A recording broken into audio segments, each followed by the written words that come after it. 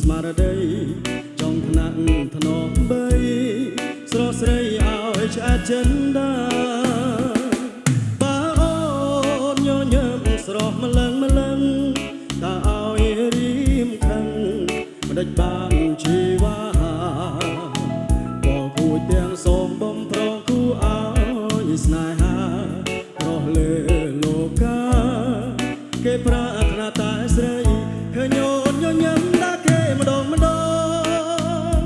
ទ្រូងសៅមកស្ទើរប្រែជាពីបីចិត្តច្រណែប្រកាន់ប្រចាំស្រីតែរៀមិនហ៊ានស្ដីខ្លាចស្រីអាអន់ចិនដាញញឹម